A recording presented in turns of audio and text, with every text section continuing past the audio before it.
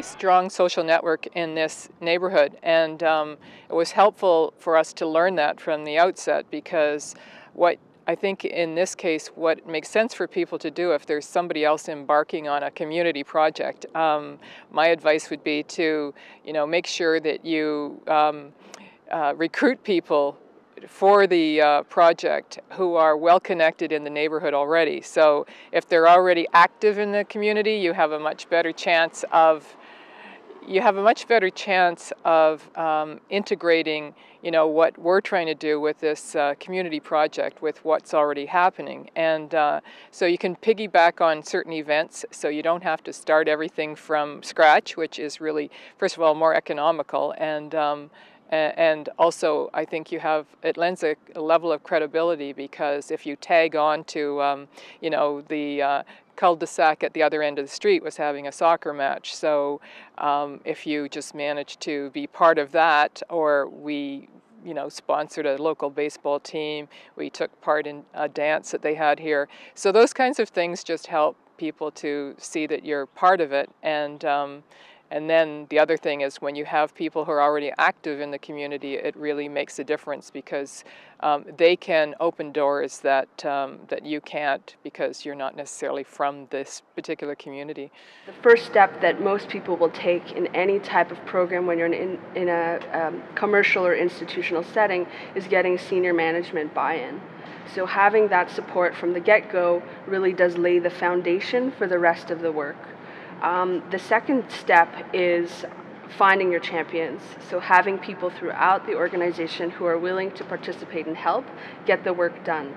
So in the case of UHN, our department who oversees the energy management is very small. There's only 2 people.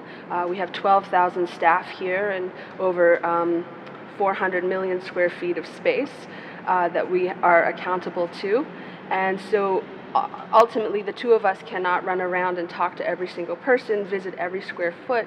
We need to get people who are working day to day in those places to come forward, identify themselves, and then we can help them to get that energy conservation message going. We try and organize an initial green team, we call it, who are kind of the spark plugs in the faith community. And so they regularly organize educational events and organize to get the audit done in the building, and then organize to get retrofits done, and caulking and changing light bulbs and looking at lighting systems and heating systems and so on. So we try to nurture that small group to motivate the broader community.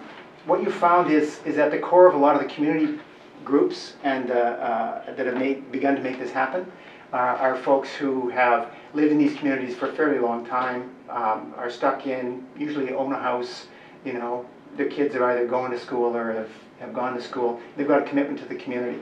Then you've got another layer of folks who are, if you want, new, use a lot of social networking tools, and they bring those to the group, but they're quite different, if you want, community actors with different experience.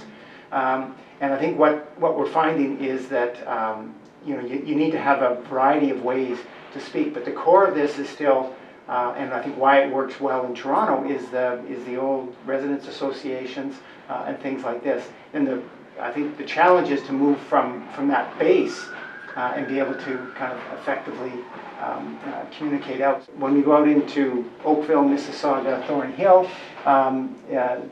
there tends to be a different kind of networks out there, and I would say we haven't been as successful yet at finding out what are the key entry points into those communities.